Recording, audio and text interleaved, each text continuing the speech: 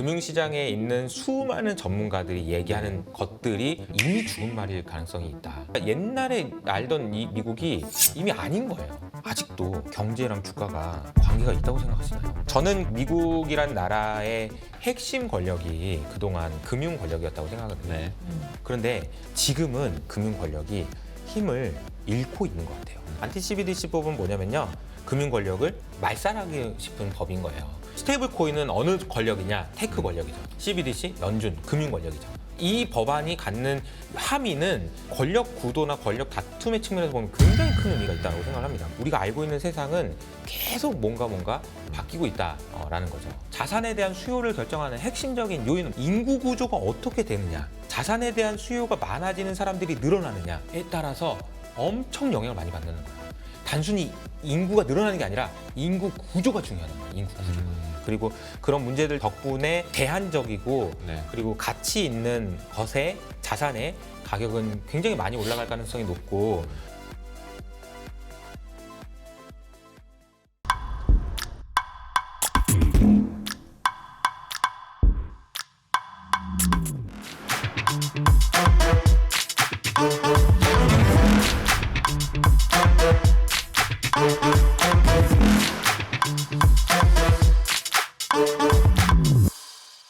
대표님이 이렇게 또 한 달 만에 모셨는데 지금 시장의 트렌드는 BTS 죄송합니다.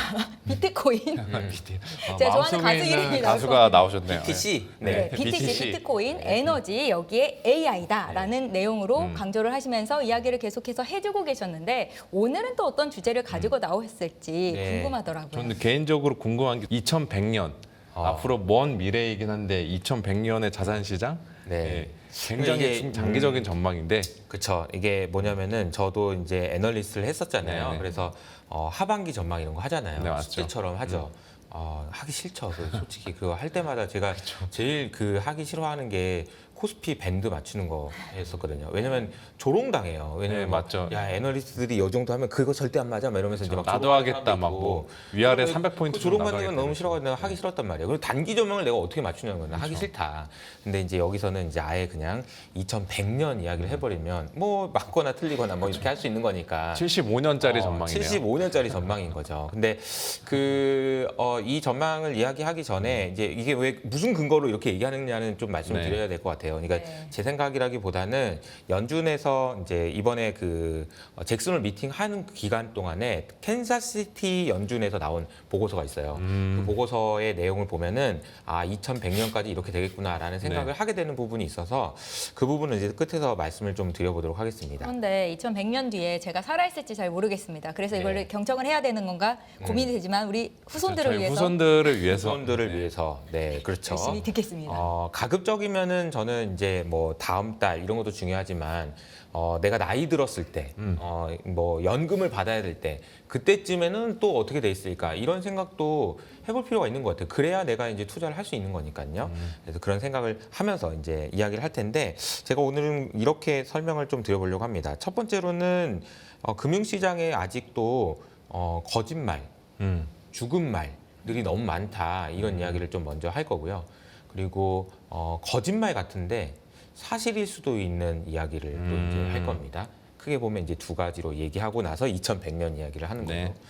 그 거짓말이라고 생각하는 거는 이렇게 생각해요. 이제 옛날엔 맞았는데 지금 안 맞는 거. 근데 여전히 그게 맞다라고 생각하는 뭐 이런 거죠. 사실 제가 이제 공군사관학교에서 강의를 좀 한 적이 있습니다. 3년 네네. 동안 제가 전임 강사로 강의를 했었어요. 그래서 생도들한테 이렇게 강의를 하다 보면 제가 이제 산업공학 강의를 좀 했었는데 약간 어느 날 제가 문득 이런 생각이 들더라고요. 이게 이제 교과서에 나와 있는 것 중에서 이제 설명할 수 있는 게 있는데 설명을 조금 좀 어려워가지고 좀 이해가 안 되고 조금 이거 어떻게 할까 이런 고민되는 것들이 좀 있었거든요. 네네네. 근데 제가 이제 어떻게 행동하는 걸 느꼈냐면 제가 잘 이해하고 있는 게 중요하다라고 가르치고 있더라고요. 이게 좀 잘못된 거죠. 그거는 내가 이해하지 못하거나 다른 것이 더 중요할 수도 있는데 내가 잘 알고 있는 걸 중요하다고 계속 얘기하고 있는 제 모습을 발견하는 거죠. 자, 내가 이걸 이해하고 설명 잘했어. 기분이 좋아. 야 이거 시험 나온다 이렇게 얘기하고 있더라는 거죠. 실제로 중요하지 않는데 내가 이 부분에 대해서 잘 알고 있다는 것만으로도 스스로 맞아요. 중요하다고 믿는 맞아요. 거. 그래서 사실 그러니까 보면 금융시장에 있는 수많은 전문가들이 얘기하는 것들이 어쩌면 그런 것일 수 있다. 무슨 얘기냐면 20년, 30년 동안 그랬어. 이번에도 그런 거야. 옛날에 내가 아는 그 지식 하에서는 이런 거야라고 얘기하는 수많은 것들이 이미 죽은 말일 가능성이 있다. 이런 거죠. 그럴 것 같아요. 왜냐하면 주식시장을 보는 사람들은 대부분 다 과거의 데이터를 보고서 과거에 이랬으니까 그렇죠. 미래에도 이럴 거다라고 맞아요, 하는데 요즘에 그게 잘 안 맞는 것들이 있다라는 말씀이시죠. 맞아요. 대표적인 게 그런 거죠. 장단기 금리차가 역전되면은 경기 침체 온다고 그랬잖아요. 그쵸. 100%라고 그랬잖아요. 네. 그래서 2년하고 10년을 비교하면 온다고 그랬는데 그게 안 오니까 이제 3개월이랑 10년하고 하면 온다고 그랬다가 또 역전됐다가 다시 또 재역전되면 또 온다고 했다가 역전됐다가 안 됐다가 다 했는데 안 왔잖아요. 그렇죠. 죽은 말이죠. 죽은 말입니다. 이거는 이제 끝난 말인 거예요. 그리고 작년에 또 한참 이슈가 있었던 게 있죠. 뭐 금리 인하를 하면 또 이제 뭐 난리가 망한다. 난다고. 뭐. 옛날에 그랬죠. 그런데 안 왔잖아요. 죽은 말이죠. 완전히 죽은 말입니다. 이거를 지금도 얘기하고 왜 이번 내일 금리 인하 하면은 뭐 주가 빠지고 난리 납니다. 이렇게 얘기하는 사람도 없잖아요. 지금은. 그렇죠. 장단기 금리차 얘기하는 사람도 없어요. 가끔 뭐 한 번씩 얘기하시는 분 있지만 뭐 그건 이제 죽은 말을 하고 계신 거죠. 게으르거나 아니면은 거짓말 하고 있거나 둘 중에 하나인 겁니다. 또 하나는 저는 이렇게 생각하는데 중국이 되어가는 미국이 되어가는 중국이라는 이제 썸네일 가지고 네. 제가 1년 전부터 이야기하던 게 있어요. 이상하게 미국이 미국 같지 않다는 거죠. 어떤 측면에서 그냥 무역 측면에서요? 일단은 저기 그 자유무역을 뭐 이렇게 옹호하던 미국이 자국 뭐 이렇게 자국 우선주의를 넘어서 보호주의 뭐에다가 뭐 거의 뭐 저희 이렇게 행동하는 미국은 이상하다 이런 생각이 들잖아요. 근데 반대로 중국 내에서는 뭐 전기차와 관련돼서는 어마어마한 경쟁이 자유 경쟁이 일어나고 그 안에서 도태되고 망하고 막 이런 일들이 벌어진단 말이죠. 근데 이제 미국은 오히려 이제 GM이나 포드는 사실 이미 망했어야 되는 그런 회사임에도 불구하고 노동자를 살려야 된다라는 그 이유 때문에 그냥 보조금을 주고 뭐 하고 그러면서 어떻게든 그냥 살려내고 있는 거잖아요. 그러니까 옛날 같지 않다는 거죠. 또 하나는 예를 들어서 이런 거죠. 미국에 있는 기업들이 MP 머티리얼즈라는 회사라든지 아니면은 뭐 이게 그 미국 미국 정부가 지분을 투자하겠다는 얘기가 막 나온다든지 그거는 일종의 이제 국유화거든요. 인텔도 그렇고요. 그렇죠. 이런 일을 미국이 민영화가 아니고 국영화를 그러니까 우리나라 한참 이제 국영화돼 있는 기업들을 민영화시킬 때 미국 따라가야 된다 이러면서 했는데 미국식 자본주의 뭐 이렇게 이야기했잖아요. 이상하다라는 생각이 좀 들지 않나요? 이게 그러니까 옛날에 알던 이 미국이 이미 아닌 거예요. 그러니까 과거에도 보면은 우리 이제 러일 전쟁 이야기를 좀 잠깐 해보면 1900년, 100년 전이죠. 그때 이제 러시아와 일본이 전쟁을 했죠. 근데 이제 아주 미세한 차이였지만 일본이 결국 이겼습니다. 그래서 일본이 이긴 이유를 배경을 보니까 이제 영국이 도와줬더라고요. 영국이 일본을 도와줘서 러시아를 견제하게 도와줬더라고요. 그래서 끝나고 나서 이제 영국하고 일본이 만나서 이제 회담을 하고 이런 얘기를 합니다. 자 이제 네가 이겼으니까 일본 네가 그 한국 그 지배해 이렇게 얘기하고 나는 저기 인도 지배할게 이렇게 둘이서 얘기를 해요. 조약을 세워요. 말도 안 되는 일인 거잖아요. 왜 니네 둘이서 그걸 정하냐 이렇게 생각할 수 있지만 우리나라에 대한 미래를 그렇죠. 그때는 그랬다는 거죠. 지금은 그러면 어떻게 되는 세상이냐? 그러면 지금은 그게 이상할 수 있는데 앞으로는 그렇게 될 수도 있는 세상이 될 수도 있는 거고. 그러니까 우리가 알고 있는 세상은 계속 뭔가 바뀌고 있다라는 거죠. 그래서 이제 제가 이렇게 뭐 세 가지 정도 거짓말 같은 이야기를 네. 했는데 거짓말이라고 생각하는 이야기를 했는데 제가 볼 때 제일 중요한 거짓말은 이거예요. 투자하시는 분들 2020년에 코로나 때 들어오셔가지고 많이들 이런 이제 이야기 들으셨습니까? 교육할 때 경제가 안 좋으면 경제 지표가 안 좋게 나오잖아. 그럼 주가가 올라요. 특히 나스닥이 올라요. 이런 얘기 많이 적으셨을 거예요. 네. 이런 얘기도 많이 죽은 얘기긴 하죠. 근데 저는 이게 완전히 잘못된 일이라고 생각합니다. 근데 일단은 이 얘기가 잘못됐기도 했고 이런 질문을 한번 해봐야 될 것 같아요. 경제가 지표가 안 좋으면 배드 이스 굿이야. 그래서 주가가 올라. 뭐 가끔 한 번씩 그럴 수도 있겠죠. 예, 근데 이제 문제는 뭐냐면 이 얘기가 나오기 시작한 게 2008년부터란 말이에요. 2008년 금융위기가 끝나고 이후로부터 계속 이 얘기가 나왔단 말이죠. 맞죠. 그럼 이게 누적됐으면 어땠을까? 어떻게 됐을까? 어떤 결과가 나왔을까? 그런 생각을 한번 해봐야 되는 거예요. 이번 주에 오늘 언제 경제 지표가 나왔는데 주가가 올랐어 말고 그런 일들이 늘 반복돼 와서 그 결과가 누적됐을 때 어떤 결과물로 이어졌을까? 이 생각을 좀 해봐야 된다는 거죠. 경제는 계속 안 좋아지는데 주식시장이 올라가는 이러한 결과들이요. 그러면은 둘 중 하나는 어느 쪽을 이제는 수렴하겠죠. 어느 양방 중 만약에 하나로. 이제 경제와 주가가 같이 가야 된다라고 한다면 수렴해야 된다는 얘기가 나올 수 있겠지만 만약 그게 아니라면 이미 너무 많이 벌어져 있었겠죠. 경제가 안 좋을 때마다 주가가 오르니까 안 좋으면 또 오르고 이게 뭐 안 좋으면 또 수렴을 할 수 없을 정도로. 근데 이게 15년이 반복됐어요. 네네. 안 좋으면 오르고 안 좋으면 오르고. 그럼 이제 어떻게 됐을지를 제가 다음 그림에 보여드릴 텐데 이런 그림이 됩니다.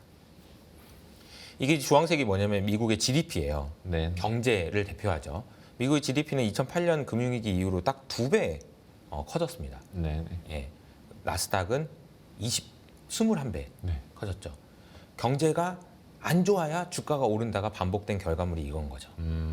그럼 이제 여기서 중요한 질문은 아직도 이래도 경제랑 주가가 관계가 있다고 생각하시나요? 그러면은 이게 만약에 혹시나 그러면 안 되지만 미국이 조만간에 침체가 온다고 하더라도 주식시장은 제 갈 길을 간다. 뭐 이렇게 봐도 될까요? 아니 그런 거는 아니지만 네네. 경제가 성장하는 만큼 주가가 올라가는 것이라고 한다면 이 그림으로 보면 90% 빠져야죠 주가가. 그렇죠. 예. 근데 안 빠지고 오히려 안 빠지잖아요. 네. 그래서 다른 이유 때문에 빠지죠. 경제가 안 좋아서 기분이 안 좋아서 빠지죠. 그리고 이걸 생각해 보세요. 경제랑 주가는 아무 상관없다라는 증거를 제가 말씀드려볼게요. 네네. 지난주에 미국에서 고용 지표가 90만 명이 빠졌습니다. 주가가 안 빠졌습니다. 아무 상관없다는 얘기입니다. 90만 명이 빠져가지고 혹시 투자자들이 기분이 나쁘면 빠질 수 있어요. 하지만 그렇죠. 90만 명이 빠졌지만 기분이 나쁘지 않았고 주가는 안 빠졌습니다. 네. 이렇다는 거죠. 그러니까 경제 지표를 이야기하고 이러면 어떻게 되고 이러면 어떻게 된다라는 그런 수많은 투자하시는 관련된 분들의 말과 이야기들이 사람들의 기분에 영향을 줘서 주가에 영향을 줄 뿐 현실적으로 경제와 주가는 관계가 없다. 경제 지표와 관련된 과거의 데이터들을 분석할 필요가 없다라고 보시는 거예요? 그런 건 아니죠. 그렇게까지 확대 해석하면 제가 이제 매장당할 수 있으니까 정확하게 정리를 하면 이런 개념이라고 생각하면 돼요. 그 옛날에 제가 좋아했던 드라마 중에 연애시대라는 드라마가 있었어요. 가무성 씨랑 그 기억나시나요? 손예진 명작이죠. 그거. 명작이죠. 네. 정말 너무 아름다운 그런 러브 스토리인데 두 사람이 이제 서로 사랑하다가 이제 뭐 헤어지고 뭐 이런 얘기 밀당인 거예요. 소위 말하는. 근데 포스터에 보면은 이 두 사람 사이에 이제 그 빨간색 그 끈이 이렇게 연결돼 있는 그런 네네. 그림이 나와요. 이게 이런 거죠. 밀당. 남자와 여자가 서로 사랑하는 마음이 있어서 밀당을 하는데 네. 줄이 너무 느슨해지면 어떻게 되죠? 남자가 아무리 밀당을 해도 여자가 느낄 수가 없죠. 그렇죠. 비슷한 거죠. 경제가 아무리 이렇게 해도 주가에 영향을 줄 수 없을 만큼 너무 멀어 떨어져 있는 거다. 사실은 그래서 경제 지표와 관련된 거는 또 하나의 이야기일 뿐 사실은 주가에 미치는 영향은 크지 않다라고 보는 게 맞고요. 대신에 경제 침체가 오면 영향 줍니다. 왜냐하면 기분이 나쁘거든요. 기분이 나빠요.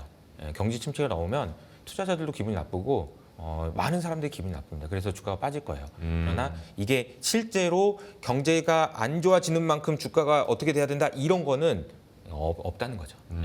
그러면은 주가랑 상관이 가장 높아진 건 뭘까요? 요즘에는.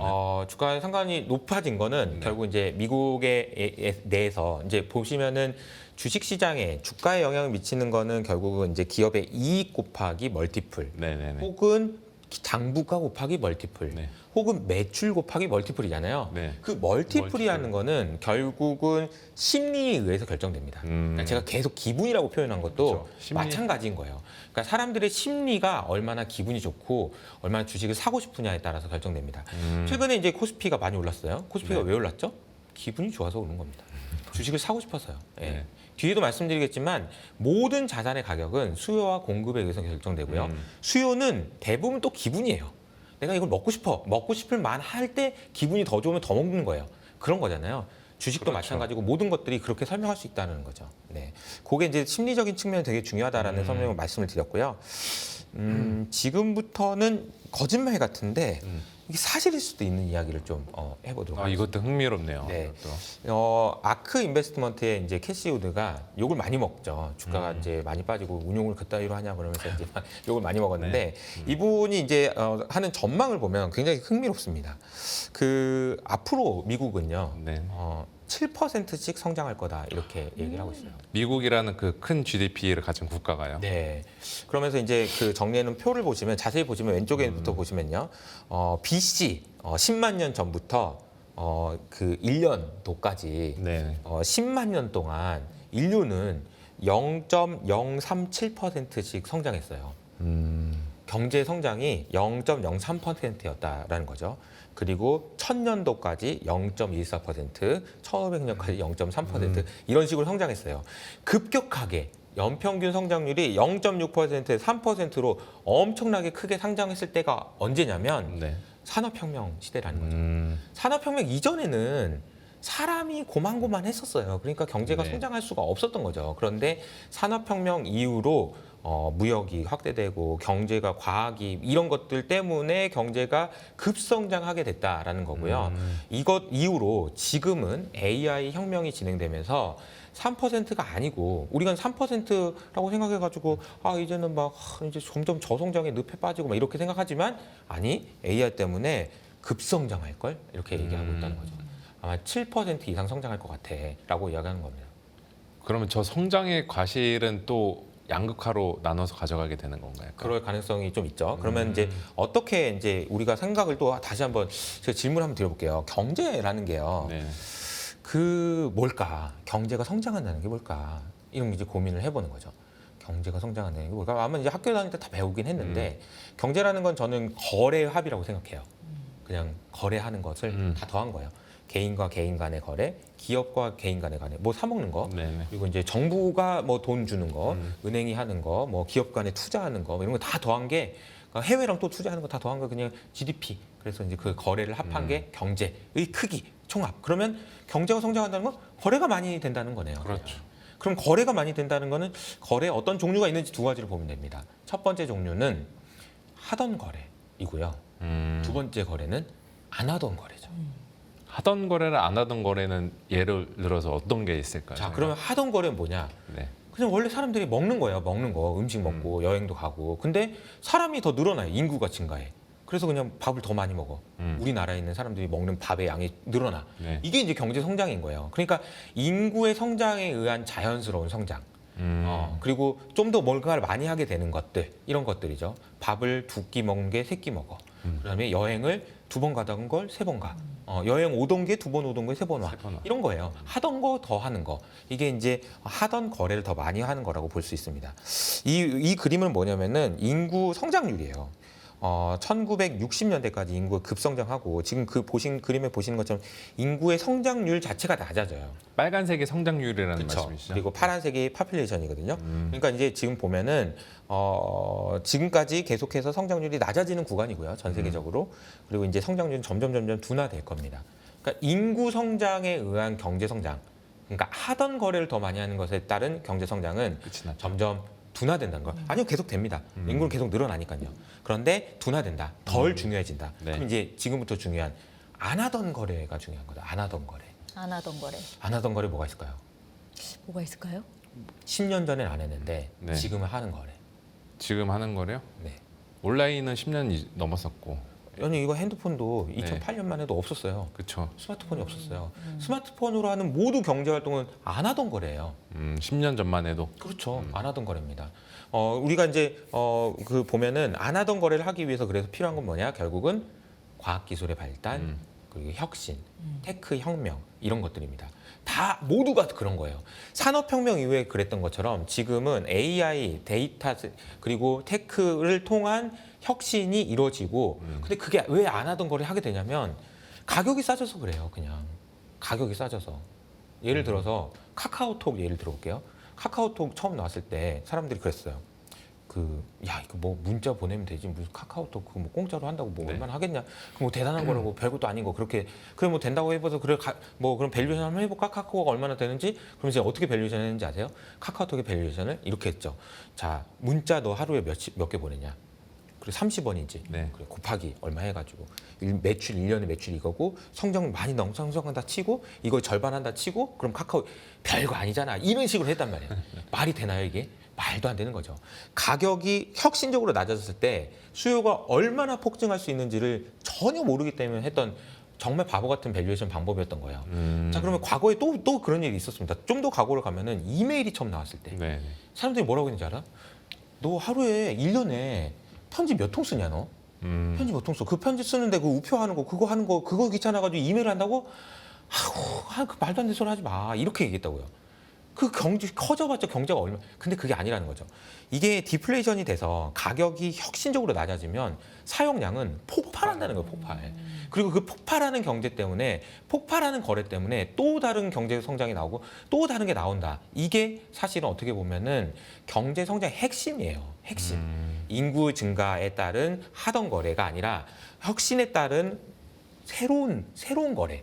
이게 사실은 경제 성장의 핵심이고 그 경제 성장이 되느냐 안 되느냐는 AI가 진짜로 혁신을 만들어내냐 그러면 뭔가 나올 수 있겠다라는 생각이 든다는 거죠. 지금은 이제 AI가 또 새로운 폭발적인 수요를 만들어내고 있다라고 보면 될까요? 그렇죠. 가격이 혁신적으로 낮아지니까. 그렇죠. 그렇게 되면 AI가 혁신을 만드는 것에 대해서 연준도 이미 준비를 하고 있고요. 연준 내에서도 AI를 키워드로 검색해 보면 연준의 논문 중에 진짜 많아요. 연준이 AI를 가지고 진짜 신경 많이 쓰고 있습니다. AI 때문에 생기는 디플레이션에 대해서 본격적으로 고민하고 시작했어요. 그게 이제 실제로도 있었는데 1990년대에는요. 잘 생각해 보시면 미국이 연준이 다들 아실 거예요. 연준의 물가 목표가 얼마죠? 2%입니다. 2%. 언제 2%로 정했을까요? 그리고 왜 2%일까요? 제 기억으로는 2%는 그냥 관습적으로 관행적으로 했던 것 같고 한 1980년대인가 그때 이후였던 것 같아요. 맞아요. 그러니까 이 그림을 보시면 미국의 이제 그 물가입니다. 미국의 네. 물가는요. 1970년대, 80년대는 네. 이랬어요. 10% 막대 왔다 갔다 했었어요. 근데 이게 지금 잘 보시면 안정이 되기 시작한 게 언제죠? 요때죠, 요때. 그렇죠. 노란색일 때. 이 노란색이 언제지? 1990년대. 90년대. 1990년대에 들어서야 비로소 물가가 안정되기 시작했고 그때 보니까 2.5에서 2%였던 거예요. 아, 그러면 이 정도로 물가 목표하면 되겠다라고 해서 정한 게 95년쯤에 블라드 총재랑 얘기하는 걸 보면은 그때쯤 정해진 겁니다. 물가 목표가. 근데 물가가 왜 이렇게 안정됐을까요? 네. 여러 가지 이유가 있죠. 근데 그 중에 굉장히 중요했던 것은 생산성의 혁신입니다. PC 혁명 때문에 사람들이 하지 못했던 것들이 생산이 엄청나게 늘어나는 생산성 혁명이거든요. 그래서 이게 이제 그 연준의 보고서에 나온 그림이거든요. 여기 보시면 딱 제가 표현했던 1990년대 노란색으로 되어 있는 거죠.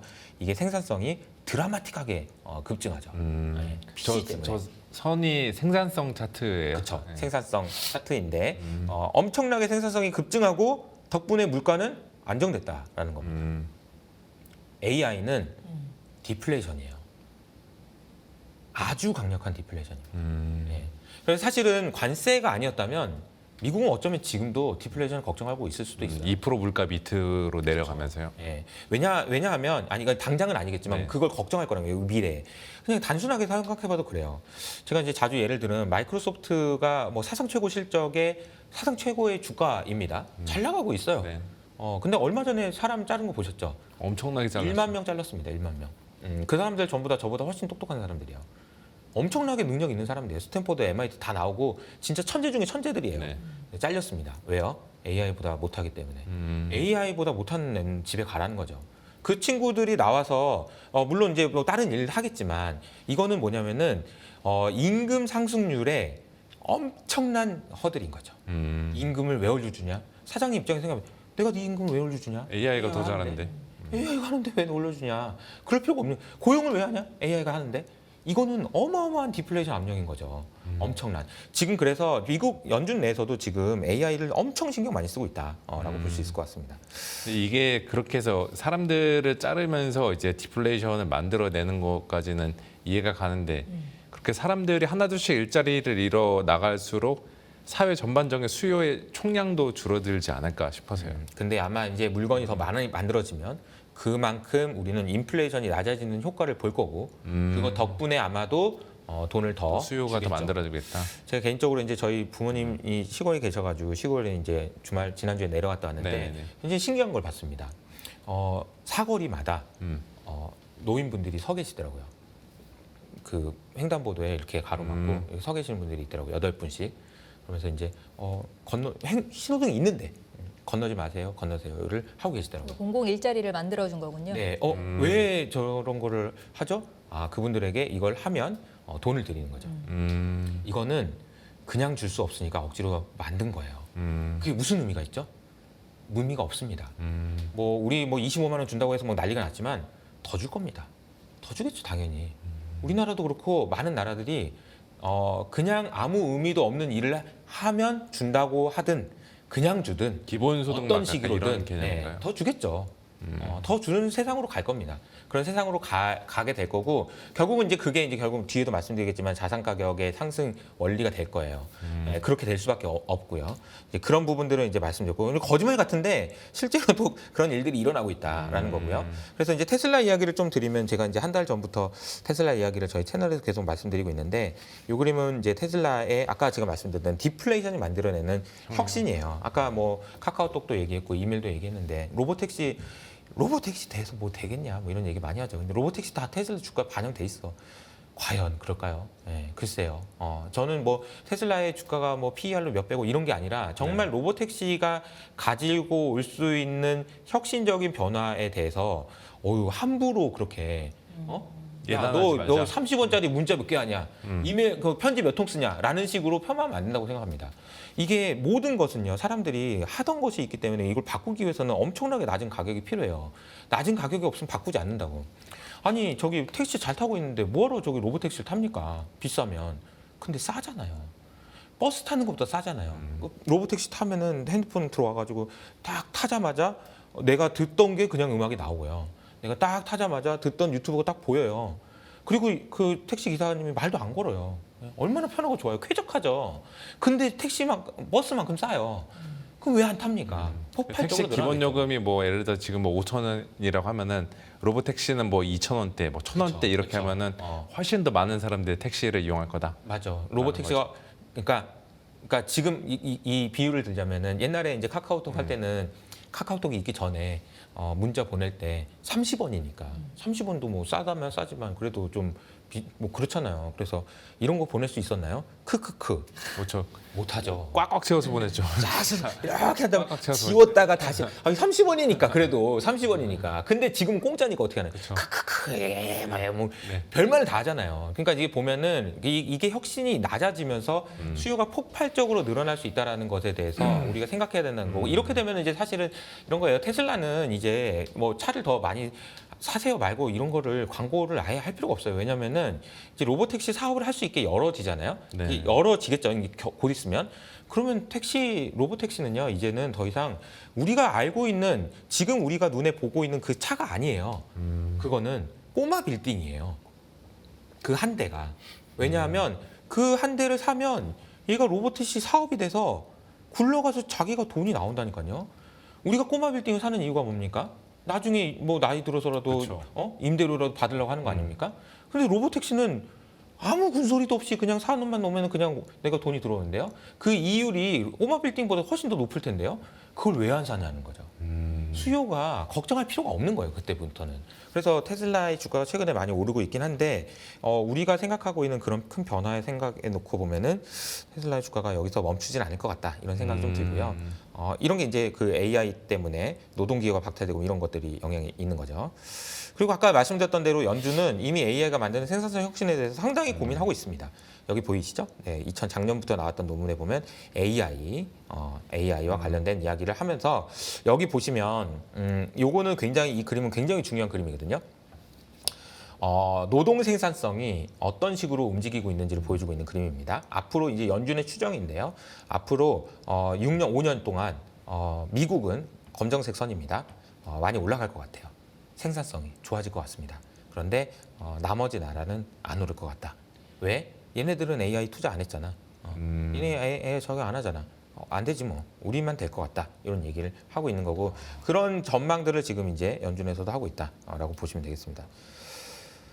그리고 또 한 가지 이제 좀 거짓말 같지만 사실일 수도 있는 이야기라고 해서 저는 이제 미국에서 굉장히 강한 지금 전쟁이 지금 벌어지고 있다. 어떠한 전쟁이죠? 미국 내에서. 음. 이게 이제 거의 이제 소설인데 이제 뭐 제가 이름이 또 이효석이니까 소설가라고 생각하고 들어주시죠. 네.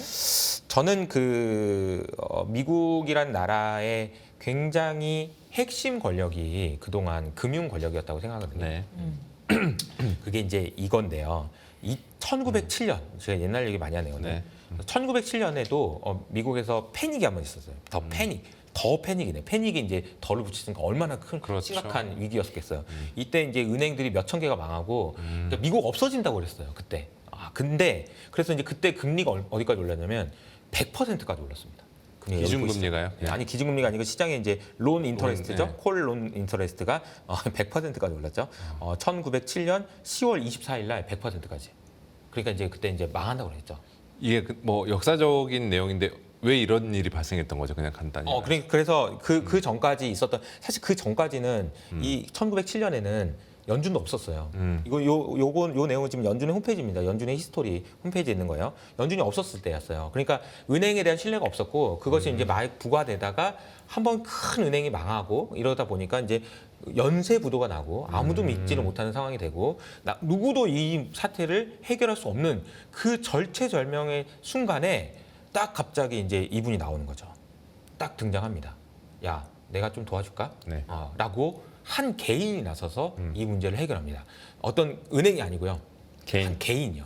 개인이 내가 돈 낼게. 얼마나 돈이 많길래. 얼마나 돈이 많길래 내가 낼 테니까 야 이걸로 진정하자. 네. 그러면서 야 이거 너무 하지 말고. 그러니까 100% 채권을 샀겠죠. 이분이 산 거죠. 헐값으로. 어쨌든 돈을 딱 냈는데 그 사람이 누구냐면 JP 모건입니다. 이분 이름 성함이 JP 모건이에요.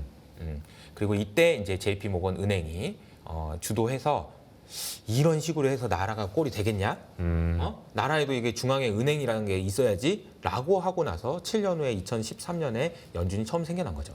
한번 생각해 보세요. 그때 JP 모건이 사람이 회의장에서 무슨 얘기를 하고 어느 정도의 권력을 휘두르는지 상상을 해보세요. 어마어마한 없어졌을 진짜. 수도 있는 나라였어요. 네. 그런데 이제 JP 모건이 나와서 쫙 해결하고 자기 돈 써서 그런 다음에 이제 다시 만들어 보자고 하는데 자기 마음대로 만들었겠죠. 무소불위의 권력이었겠네요. 자기 마음대로 진짜. 만들었겠죠. 네. 그 은행이 지금 JP 모건입니다. 네. 제이미 다이먼 회장이 있는. 그래서 다이먼 회장은 연례 서한을 할 때 이런 얘기를 합니다. 우리는 아주 좋은 파트너와 비즈니스를 잘 하고 있습니다. 그 파트너 누군데요? US 거버먼트, 미국 정부라는 파트너와 우리는 사업을 하고 있어요. 이렇게 얘기할 정도로 미국이라는 나라는 굉장히 강력한 금융 권력이 있는 나라예요. 그런데 아까 제가 말씀드린 대로 지금은 제 생각에는 금융 권력이 힘을 잃고 있는 것 같아요. 그 힘을 잃고 있는 것이 누구 때문이냐? 앞서도 말씀드렸죠. 1990년대부터 테크가 혁신성을 만들어내고 생산성을 만들어내고 지금은 무기도 만들어내고 전쟁도 AI라고 이러다 보니까 테크를 만드는 그 엄청난 기업에 있는 수장들이나 이런 사람들이 권력을 잡은 거예요. 뭐 테슬라, 엔비디아, 마이크로소프트. 대표적인 게 그런 거잖아요. 그 트럼프 그 취임식 때 테크 수장들이 쫙 앞에 있잖아요. 그리고 이번에 보세요. 그 트럼프가 자기 뒤에 로즈 가든이라는 곳을 쫙 네. 리모델링을 합니다. 리모델링을 딱 꾸미면 제일 중요한 손님을 모시잖아요. 전부 테크 수장이었죠. 전부 테크 수장. 그 JP 모건 안 부릅니다. 골드만삭스 안 불러요. 네, 안 불러요. 그 지금 완전히 넘어간 거예요. 완전. 권력이. 네. 네. 그럼 이제 기분이 나쁘죠. 저 내 건데 미국 저 금융 권력이 누군가는. 그래서 아마도 뭐 총도 쏘고 그런 거 아닌가. 누군지 모르겠지만 그런 소설을 써볼 수 있는 거죠. 소설을 써볼 수 있는 거죠. 그런데 그 테크 권력들의 핵심이 누구냐면은 피터 틸, 일론 머스크, 그리고 알렉스 카프, 그리고 제이디 벤스 이 네 사람이고요. 이 네 사람이 트럼프라는 대통령을 후원하고 밀어주고 땡겨주고 끌어주고 이렇게 가자고 하고 이렇게 하면서 지금 구도를 만들어나가고 있는 거 아닌가 이런 생각이 든다는 거죠. 예전에 미국이랑 달라졌다라는 생각이 드는 여러 가지 이유들을 이런 해석으로 보면은 이해가 좀 됩니다. 아니 어떻게 저기 뭐 연준한테 저런 식으로 무례하게 이해가 되죠. 연준은 금융 권력의 상징입니다. 그리고 아니 저기 하버드 대학교를 왜 좋게 이해가 되죠. 먹물입니다. 먹물. 이렇게 된다라는 거죠. 그래서 사실은 제가 이병환 작가님이라고 이분을 제가 얼마 전에 인터뷰하면서 이야기를 들었는데 그때 이제 설명해 주셨던 내용들을 제가 한번 이야기를 해보도록 하겠습니다. 재밌어요. 산업혁명이 시작된 건 영국이었어요. 그렇죠? 근데 산업 문명이 꽃피운 거는 미국이라는 거예요. 그 왜 그랬을까? 그 이야기는 산업혁명 이후의 세상에서 잘 살 수 있도록 사람들이 잘 놀 수 있도록 경제활동도 하고 열심히 일할 수 있도록 만들어준 거버넌스가 미국에서 만들어졌기 때문이라는 거죠. 환경이 더 적합했다라는 거죠. 토양이. 그렇죠. 그러니까 산업혁명 이전 시대에는 사람들이 열심히 일해가지고 뭘 하는 게 아니라 노예였기 때문에 뭐 귀족과 뭐 이런 게였기 때문에 산업혁명을 통한 뭔가 새로운 것을 만들어내는 것들에 대해서 제한적이었다는 거죠. 근데 미국에서 이제 헌법이 만들어지고 권력도 분산되고 그런 세계관들이 만들어지면서 가능했다라는 거죠. 그러면 이제 지금 현재의 AI 혁명은 그냥 4차 산업혁명이 아니라 이제 그때의 당시의 산업혁명만큼이나 큰 변화라는 거죠. 그러면 한번 생각해 보세요. 아까 제가 말씀드렸던 대로 AI 때문에 사람들이 일이 없어. 그래서 뭐 일 때문에 일을 하는 것을 통해서 돈을 벌 수가 없어. 그런 세상에서 지금의 거버넌스가 민주주의가 자유주의가 통할까? 혹은 자본주의가 이런 게 맞을까? 혹은 그 AI 시대에 더 잘 맞는 거버넌스가 있을 수도 있지 않을까? 이런 생각을 해본다는 거죠. 그 생각을 피터 틸은 대학교 때부터 한 거고요. 그 생각들을 지금 만들어내고 구현하고 고민하고 지금 트럼프가 앞장서서 하고 있는 것 아닌가라는 이제 거짓말 같지만 사실일 가능성이 높은 그런 이야기인 겁니다. 그리고 이 이야기의 핵심은 뭐냐면은 중국이에요. 아니 지금 금융 권력이 막 봤을 때 옛날 같았으면 짜증나고 막 이렇게 했을 텐데 가만히 생각해 보니까 쟤네들을 때리면 우리는 중국한테 져가지고 우리는 그냥 다 이렇게 생겼는데 그러니까 양보해 줘야 되지 않을까 이런 생각도 할 수 있는 거고 지금 미국 내에서 진행되고 있는 여러 가지 일들은 그런 식으로 우리가 해석해 볼 수도 있지 않겠냐 이런 생각이 든다는 거죠. 그러니까 앞으로도 이런 그 권력 싸움들이 좀 더 계속될 걸로 보고 있는 거죠. 승기도 지금은 일단은 테크 쪽들이 잡았고. 근데 이제 뭐 내전만 안 일어났으면 좋겠습니다. 네. 그래서 이제 내전이 일어나진 않겠죠. 그렇죠. 그래서 내전이 일어나진 않겠지만 그 안에서는 정말 큰 싸움이 일어나지 않을까 싶고 트럼프가 보낸 사람이 있죠. 이분 이제 미란이라는 분 가서 이제 뭐라고 하겠습니까? 당신들 말이야 그런 식으로 지금 해가지고 되겠습니까? 이러면서 이제 막 뭐라고 하겠죠. 처음 왔으면서 이제 처음 왔으면 신입이면 또 앉아서 파월 그런 게 아니라 이제 어깨에 힘이 잔뜩 들어가서 이미 파월 뭐 나갈 사람인데 뭐 이러면서 어깨에 힘이 들어가가지고 막 다 앉자마자 이제 뭐라고 하겠죠. 그러면 다음에 이제 연준 회의록 나오면 너무 볼만할 것 같지 않으세요? 엄청 싸울 것 같습니다. 이 뭐 말하고 막 벌써부터 지금 싸우려고 지금 블룸버그 뉴스에 어제 보면 딱 얘기해놨어요. 뭐라고 얘기했냐면 연준이 말이지. 연준이 지금 니네들 알고 있는 거 뭐 연준이 채무가 몇 개죠? 두 개. 물가 두 개. 고용? 예. 고용 안정과 물가 안정, 고용 최대 고용과 물가 안정. 아니야, 이거 아니야. 연준 저기 세 가지야. 연준 책무 세 개야. 너 몰라? 잘 몰랐어? 세 개요. 이렇게 이제 이야기를 꺼내. 장기 금리 안정화는 베센트가 이야기했던 그거 아닌가요? 근데 그래서 제가 찾아봤습니다. 제가 네. 보면은 1977년. 네. 이것도 이제 옛날 이야기로 가죠. 자, 1977년 연준 법이 개정됐던 이 법을 제가 찾아봤습니다. 예, 진짜 맞나? 그래서 찾아봤어요. 그래서 찾아봤더니 이렇게 되어 있습니다. 이렇게 함으로써 연준의 목표는 1. 최대 고용, 그렇죠? 영어로는 맥시멈 인플로이먼트죠. 2. 물가 안정, 영어로는 스테이블 프라이스. 세 번째, 적정 수준의 장기 금리입니다. 모더레이트 롱텀 인터레스트 레이트가 정확하게 명시가 돼 있어요. 연준 법에요. 영어로 돼 있죠? 정확하게 써 있습니다. 미란이 그냥 하는 얘기가 아니에요. 다 써 과거의 있는 거야. 팩트를 가지고서 막 이해하는 거구나. 옛날부터 다 써 있는 거 뭔 소리야? 지금 다 써 있는 장기 금리 안정화가 연준의 책무야. 네네. 물가랑 고용이 아니야. 이것만 아니야라고 돼 있습니다. 근데 이제 악마는 디테일에 있다고 그 뒤에 뭐라고 돼 있는지를 좀 봐야 돼요. 네. 그 뒤에는 뭐라고 돼 있냐면 이렇게 돼 있습니다. 근데 저기 뭐 장기 금리 안정화는 솔직히 물가가 안정되고 고용 시장이 잘 되잖아. 그 어차피 따라오는 거라서 어차피 이 두 개만 하면 네. 돼. 그러니까 듀얼 맨데이트라고 하는 거야. 알겠지? 요거는 우리 목표긴 한데 그걸 세 가지로 그렇게 할 필요 없이 이 두 개로 하자라고 뒤에 적혀 있어요. 근데 이제 질문이 이런 거죠. 잠깐만 이거 두 개 해도 안 되면 어떡할 건데? 원래 세 개 하기로 했잖아. 이거 두 개 해도 안 되면 어떡할 건데? 이런 질문인 거죠.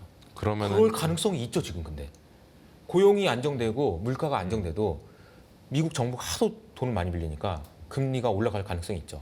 그럼 그걸 잡는 것이 연준의 책무라고 얘기를 하고 있는 거예요. 그러면 약간 뭐 QT 중단 뭐 이런 걸 포함해서 여러 가지 또 정책들이 나올 수가 있겠네요. 벌써 지금 미국에서는요 YCC 이야기가 나옵니다. 네. YCC 이야기가 나왔어요. 이미 나오고 있고요. 뱅크 오브 아메리카에서 설문조사 해가지고 펀드 매니저들한테 설문조사하냐 이미 YCC를 차기 연준 의장이 할 가능성이 높다는 게 50%가 넘어요. 예. 그 YCC가 뭐냐 또? 그럼 QE는 알겠는데 YCC는 뭐냐? 네. YCC는 금리를 절대 못 올라가게 막는 거죠. 그 일본 은행이 BOJ가 했던 거 아닌가요? 맞죠? 예. 그리고 미국에서도 이제 2차 세계 대전 때 했습니다. 네. 그래서 이제 많은 분들이 이런 얘기를 하면 YCC 하면 야 지금 야 전쟁도 아니고 지금 전쟁 때나 하는 걸 YCC를 그런 얘기를 하냐 이렇게 얘기를 하겠죠.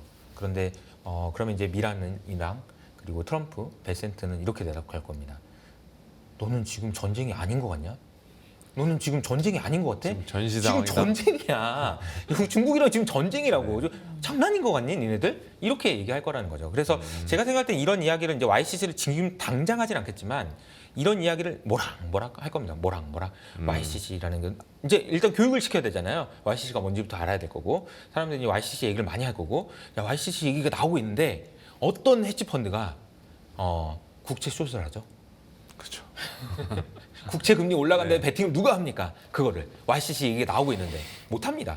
그러니까 그런 식의 이제 신호들을 할 거라는 거고요. 이게 이제 과거에 사례도 있어요. 2011년에도 그런 일이 있었습니다. 2011년에 딱 장기 금리 안정화에 대한 이야기가 딱 그때도 나왔었어요. 뭐라고 얘기가 나왔었냐면은 당시에는 이제 미국이 테이퍼링을 했습니다. 그러니까 네. 양적 완화를 이게 빨간색이 양적 완화인데 양적 완화 하다가 멈췄어요. 그러니까 이제 금리 발작이니 뭐니 엄청 난리가 납니다. 그래가지고 장기 금리가 조금 올라갈 것 같으니까 그때 이제 신용등급도 강등됐죠. 딱 네. 그런 거예요. 신용등급 강등되니까 금리가 막 올라요. 그러니까 이거 안 되는 거잖아. 물가 안정됐고 실험을 했는데 금리가 올라 큰일 났어. 어떻게? 그러니까 이제 그때 그 우리도 연준에서 장기 금리도 안정화하는 게 있어야 되니까 그래서 내가 이걸 놓기로 했는데 그때 나왔던 게 뭐냐면은 오퍼레이션 트위스트입니다. 예. 장기물 금리를 안정시키고 단기물 금리를 좀 올리더라도 이런 식으로 하겠다라는 식의 정책이 처음 나왔던 게 이때이고 따지고 보면 저것도 연준의 3대 책무였네요. 그럼요. 예. 네, 그럼요. 수행을 한 거였네요. 그럼요. 그리고 이제 얼마 전에 제가 이제 그 FN 가이드에다가 보고서를 하나 썼습니다. 그래서 제가 크립토 캐피탈이라는 보고서 썼고 오늘도 이제 2100년 자산 시장 전망이라는 보고서 썼는데 이제 크립토 캐피탈에서도 권력 싸움이라는 관점에서 크립토 캐피탈이 어떤 식으로 진행되고 있는지 설명드려볼게요. 이거 이제 전쟁 이야기인데요. 이것도 재밌습니다. 2007년에 파이낸셜 타임즈에서 103년 전에 잘못했던 거를 고백했었어요. 영란은행이 103년 전에 잘못했던 거죠. 왜 이제서야 고백을 한 거예요? 그러니까. 이유가 있습니다. 네. 왜냐하면 103년 전이면 1914년이잖아요. 네네. 1차 세계대전 하고 있을 때네. 그때 이제 영국이 여기 보시면은 워 본드라고 돼 있죠. 워 본드. 네네. 전쟁 채권을 발행을 했는데 이게 저기 전쟁 채권 발행했는데 영란은행에 지금 돈 많이 빌려줘가지고 괜찮았어라고 했는데 정정 보도한 거죠. 실패했었다고 사실은. 그러니까 예를 들자면 이런 겁니다. 100억이라는 돈을 빌리려고 네. 시장에 나갔어요. 영국 정부에서.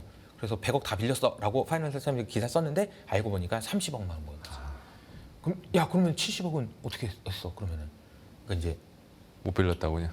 그냥 그렇게 됐다고 얘기하는 거죠. 그냥 됐다. 100억 다 빌렸다고 다 얘기했는데 돈 다 썼잖아 100억. 그럼 어떻게 한 거야? 30억만 들어왔는데 어떻게 한 거야?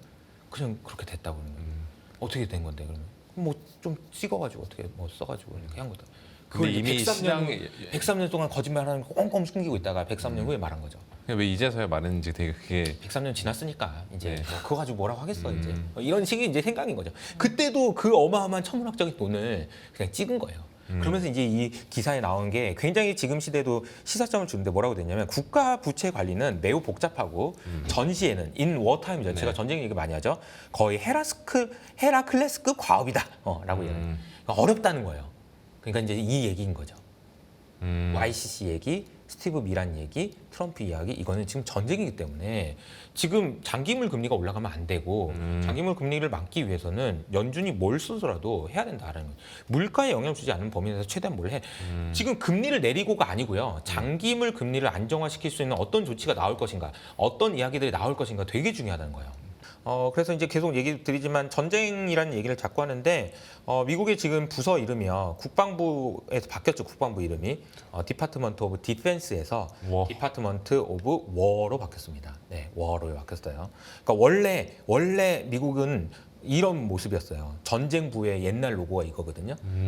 갑옷에 막 창 꽂혀있고 이렇게 돼 있잖아요. 네. 그리고 국방부는 이렇게 돼 있죠. 좀 통돌. 평화를 상징하는 이런 게 있고 근데 이게 바꾼 거죠. 다시 전쟁으로. 전쟁이라니까요. 지금 이런 얘기를 하고 있는 겁니다. 전시 상황이다. 네. 자, 그래서 크립토와 관련된 거는 저는 이제 뭐 다른 거는 뭐 다 됐고 안티 CBDC 법을 이제 설명을 드리려고 하는데 안티 CBDC 법은 뭐냐면요. 요겁니다. 그냥 한마디로 말하면 연준 니네 있잖아. CBDC 하지 마. 하지 마는 게 아니고 너 저기 그 연구도 하지 마. 아예 관심도 갖지 말라는 거죠. 네. 이런 거죠. 자, 그러면 이제 스테이블 코인은 어느 권력이냐? 테크 권력이죠. CBDC 연준 금융 권력이죠. 금융 권력을 말살하기 싶은 법인 거예요. 이거는 니네들 혹시라도 한시라도 니네들이 통화를 만들 수 있거나 발행할 수 있을 거라고 생각도 하지 마. 네네. 아니 꿈도 꾸지 마. 아니 법으로 금지해 버릴 거야. 이런 이야기라고 보시면 됩니다. 이 법안이 갖는 함의는 저는 이 권력 구도나 권력 다툼의 측면에서 보면 굉장히 큰 의미가 있다고 생각을 합니다. 그래서 사실 그 위에 있는 디지털 자산 명확화법이 있잖아요. 클라리티 법안 이것도 마찬가지인데요. SEC라는 증권거래위원회 그리고 CFTC라는 상품 선물 거래위원회 여기에서 누구 손을 들어준 거냐? SEC를 손이 아니고 CFTC 손을 들어준 거예요. CFTC 테크 권력입니다. 네, SEC 금융 권력인 거죠. 금융 권력을 갖고 있는 증권거래위원회 너 아무것도 하지 마. 코인과 관련돼서 니는 아무것도 하지 마. 너 뭐 네가 무슨 뭘 검독 같은 거 하지 마. 너는 그냥 조용히 있어.라고 이야기한 거라고 보시면 됩니다. 이런 것들을 보니까 전체적인 정황들이 진짜 확실히 테크 쪽들로 밀어주려고 하는 분위기가 곳곳에서 나오고 있네요. 대놓고 밀어주는 거죠. 대놓고. 네, 완전 대놓고 밀어주는 거고요. 그런 게 너무너무 많이 여실하게 드러납니다. 네. 그래서 이제 오늘 이제 2100년 전망을 해야 되는데 네, 시간 좀 됐는데 간단하게 말씀드려보도록 하겠습니다. 우선 2100년 그 전망을 한다라고 얘기하면서 설명드리고 싶은 거는 2025년 지난달이에요. 지난달 캔사스시티 연준에서 나온 논문입니다. 제목이 재밌습니다. 자산 가격의 자산의 공급과 수요 간의 레이싱이다. 자, 그러니까 이거는 저는 자산 가격에 대한 정말 놀라운 통찰을 가지고 있다고 저는 생각을 하는데 이게 무슨 말이냐면요. 모든 것의 가격을 결정하는 거는 수요와 공급이에요. 주식 가격은 뭘로 결정되나요? 경제가 좋아야 되나요? 아니면은 뭐 이익이 놓아야 되나? 아니요. 매수호가 매도호가. 그렇죠. 매수 수요와 공급인 거죠. 그렇죠. 채권의 가격은요. 뭐 경제 성장률이요? 그거는 아는 사람들이 하는 얘기고 결국 누가 더 많이 사냐, 더 많이 파냐 네. 이거인 거예요. 자, 그러면은 수요와 공급이라는 측면에서 분석을 해보자는 거예요. 너무 통찰력이 대단합니다. 네. 결론부터 말씀드리면 지난 60년 동안 네. 자산에 대한 수요는 이렇게 증가했고요. 자산의 공급은 증가하지 않았다는 겁니다. 그래서 자산 가격이 계속 올라갔다는 거죠. 왜 이렇게 일이 벌어지는 거지? 하나씩 설명을 드려보도록 하겠는데 우선은 자산에 대한 공급이 뭐냐? 자산의 공급이 뭐죠? 우리가 알고 있는 금융자산의 공급이 뭔가요? 뭐 주식 발행 뭐 이런 것들도 있죠. 주식 발행이에요. 네. 끝입니다. 음. IPO 끝이에요. 그거 말고는 없어요. 채권은요. 채권 발행. 정부가 발행하는 거, 회사가 발행하는 거, 그거 말고는 공급은 없어요. 공급은 애시당초 제한적이에요. 게다가 IPO 요새 뭐 안 된다는 얘기가 나오잖아요. 나중에 이제 되고 이제 화랑이 되고 하겠지만 IPO 안 되죠. 공급은 제한적이에요. 그러면 사고 싶은 사람을 봐야 되잖아. 사고 싶은 수요.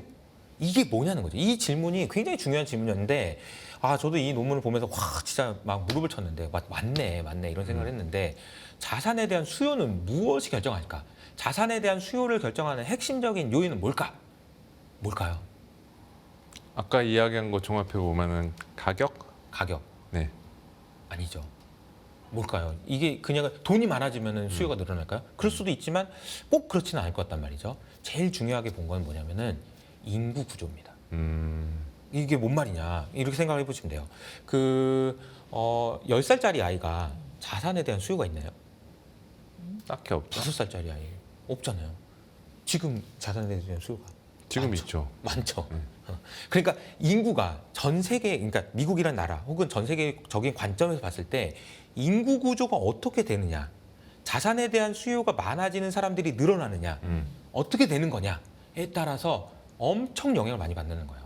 단순히 인구가 늘어나는 게 아니라 인구 구조가 중요하다는 거예요. 인구 구조가. 그러면 인구 구조가 앞으로 2100년까지 어떻게 될 것인가? 네. 이건 정해진 미래거든요. 그래서 이거 보세요. 2050년에는 이렇게 돼 있습니다. 0세부터 10세까지 어린 아이들, 자산에 대한 수요 아무것도 없는 아이들만 많았던 시대. 1950년도. 1950년대. 계속 이렇게 돼 있죠.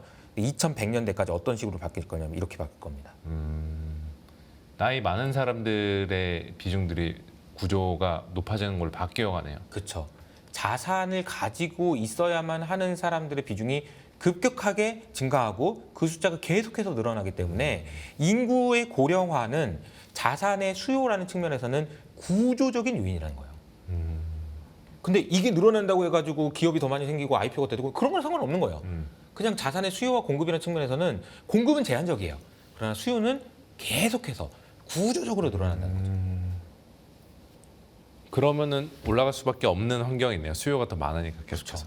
두 번째는 뭐냐면은 이런 겁니다. 양극화인데요. 양극화 심화는 많이 들어보실 거예요. 이걸 비유로 설명드려볼게요. 저커버그가 얼마 전에 한 명한테 1,300억 연봉 줬다고 막 난리가 났었어요. 그렇죠. 그럼 그 1,300억 받은 애는 그 돈으로 뭘 할까요? 자산을 사겠죠. 자산에 대한 수요가 생긴 겁니다. 소비를 하는 데는 한계가 있을 거니까. 1,300억을 어떻게 쓸 수가 있나? 1년에? 못 쓰잖아요. 쓸 거예요. 연봉 1,300억이니까. 근데 만약에 1,300명에게 1억씩 나눠줬다라고 생각한다면 거기서 나오는 자산에 대한 수요와 한 명한테 몰빵 줬을 때의 수요 당연히 후자 쪽에 크죠. 크겠죠. 그러니까 양극화 역시 자산에 대한 수요를 폭발시킨다는 거예요. 근데 앞으로는 양극화가 더 될 것 같잖아요. 그러니까 이제 자산에 대한 수요는 계속된다는 거죠. 네. 무서운 이야기일 수도 있네요. 이게 무서운 이야기죠. 네, 엄청나게 무서운 이야기입니다. 네. 그리고 이제 뭐냐면은 전 세계가 이제 사랑하는 미국 주식이죠. 예, 미국 주식에 대한 수요가 보면 이 빨간색으로 돼 있는 이 포린이라고 돼 있는 게 과거에는 외국인들이 많이 안 샀는데 요즘 우리 서학 게임이 포함해가지고 많이 열심히 사잖아요. 네. 근데 앞으로 이제 더 열심히 살 거라고 생각하고 미국 주식에 대한 외국인의 수요가 너무 많아져가지고 자산에 대한 수요, 특히 미국 주식에 대한 수요 계속 늘어난다 이런 겁니다. 앞서서 보여주셨던 AI를 통한 생산성 개선은 미국에서만 진행될 가능성이 높다는 그 패드의 그 언급이 지금 반영이 되고 있다라고 보시는 거예요? 그렇죠. 저는 너무 명확하게 우리나라 최근 좋고 나도 당분간 좋을 거라고 생각하는데 우리나라의 기업과 미국 기업 중에서 어떤 기업을 소유하고 싶어? 그럼 미국 기업이요. 왜냐하면 너무 게임이 안 돼요. 예, 게임이 안 됩니다. 아까 제가 얘기했잖아요. 마이크로소프트는 아니 그 똑똑한 애들을 10,000명씩 잘라버릴 정도로 자신감이 넘치고 생산성 혁신에 진심인데 우리는 못하잖아요. 그렇게 못해요. 쉽지 않다. 그래서 저는 개인적으로는 이제 뭐 1년 정도 후에는 아니 미국 주식을 니네들이 아무나 지금 투자할 수 있게 해줬더니 이게 좀 웃기네 얘네들. 너네 페널티 좀 내. 세금 좀 내. 미국 주식 투자할 때 세금 내. 이렇게도 하지 않을까 이렇게 생각을 합니다. 옛날에 그 브라질의 토빈세랑 비슷하게 네. 약간 세금 물리는. 이렇게 될 수도 있다라고 생각합니다. 그래서 결론입니다. 이게 결론이에요. 네. 자, 왼쪽에 있는 그림이 수요고요. 네. 오른쪽에 있는 그림이 공급입니다. 여러 가지 요인들 때문에 수요가 계속 늘었고요. 공급은 늘지 않았습니다. 그래서 지금까지 자산 가격이 계속 올라갈 수밖에 없었던 거고요. 주식도 올라갔고요. 채권도 적당하게 금리가 계속 낮아질 수 있었던 이유도 결국은 채권에 대한 공급보다 수요가 더 많았기 때문이라는 거. 이건 구조적인 문제다라는 거죠. 네. 구조적인 문제다. 그러면 이제 2100년을 전망하기 위해서 이 캔자스시티 연준에서 발표한 자산에 대한 수요 2100년까지 전망은 이 그림이 되겠습니다. 네. 계속 늘어난다. 보이죠? 네. 네. 그래서 공급이 늘어나지 않으면 수요는 더 많이 늘 거고요. 공급이 늘어난다면 비슷하게 늘겠죠. 그래서 미국 정부의 국채 발행에 대해서 많은 분들이 걱정하시지만 그게 중요한 게 아니라는 거죠. 수요는 앞으로 계속 늘어날 거기 때문에. 그래서 이 녹색이 뭐냐면은 에이징이에요. 에이징, 고령화. 그리고 이게 양극화인 거죠. 이 두 가지 요인 때문에 수요가 계속 늘어날 수밖에 없다. 수요가 계속 늘어날 수밖에 없고. 고령화 시대로 가면 갈수록 소비에 대한 수요보다는 자산에 대한 수요가 늘어나는 게 핵심이네요. 그렇죠. 양극화도 그렇고요. 근데 이 이야기는 여기에 경제가 있나요? 아무것도 없습니다. 뭐 그런 얘기가 아니에요. 그냥 네네. 구조적인 문제입니다. 그리고 그런 문제들 덕분에 제한적이고 네. 그리고 가치 있는 것의 자산의 가격은 굉장히 많이 올라갈 가능성이 높고 그런 의미에서 보면 비트코인이 너무 좋은 거죠. 비트코인을 하시라도 빨리 좀 더 많이 가지고 있는 게 얼마나 중요한 것인가 이런 생각을 하게 되는 것 같습니다. 알겠습니다. 금융 권력에서 테크 권력으로 넘어가는 지금 시점에 그러니까 2100년까지를 내다봤을 때 우리는 어느 쪽에 투자를 해야 되나 사실 저는 이게 가장 궁금했거든요. 네. 테크 기업을 사야 되는 거예요. 그것도 그렇죠. 미국 쪽으로. 그리고 미국 테크 기업과 비트코인. 비트코인. 비트코인 제한적인 가치가 있는 네. 금 같은 경우. 뭐 제가 근데 말씀드린 결론은 근데 늘 네. 똑같아요. 그러니까 AI, 에너지, 비트코인이에요. 음. 근데 이야기는 딴 얘기하고 막 옛날 얘기하고 역사 얘기했지만 이 얘기 듣고 나면 결국 그거예요. 지금 미국에 가장 가치 있는 AI와 에너지 기업 그리고 비트코인 이 세 가지가 제한적으로 공급이 그 와중에 더 제한적이잖아요. 근데 수요는 갈수록 늘어나는 그럼 쪽이 그 이 수요는 더 쏠리겠죠. 좋은 대로 더 쏠릴 거고요. 예. 알겠습니다. 한국 주식시장은 미래가 없습니까? 아니요, 한국 주식시장은 좋습니다. 한국 주식시장 얘기를 안 했는데 한국 시장이 제가 이제 어제부터 이제 배당소득 분리과세 이야기도 했고 배당소득 분리과세 될 거고요. 네. 아마 되게 만들어야 될 거고요. 아마 그리고 그동안 이제 금투세 이야기를 하면서 많이 우리가 잘 했잖아요. 네. 성공 경험이 있기 때문에 이번에도 당연히 배당소득 분리과세 될 겁니다. 그렇게 되면 아마도 그동안 꼬마 빌딩 사셨던 많은 분들이 아니 주식에서도 대한 배당 수요. 받을 수 있으니까 돈 많이 들어올 거예요. 그리고 한국 주식시장도 굉장히 좋게 봅니다. 예, 근데 이제 제가 뭐 오늘 준비한 내용은 한국 주식시장 이야기는 아니었지만 예, 마찬가지로 생각하시면 될 것 같아요. 네. 주식도 미국 주식도 그렇고 한국 주식도 그렇고 같은 자산이니까. 그럼요. 네, 네네. 맞습니다. 알겠습니다. 자, 2100년 자산 시장은 어디로 갈 것인가? 이효석 대표님의 시각으로 풀어봤고요. 자, 여기까지 듣도록 하겠습니다. 지금까지 HS 아카데미 대표 이효석 대표와 함께했습니다. 잘 들었습니다. 네. 감사합니다.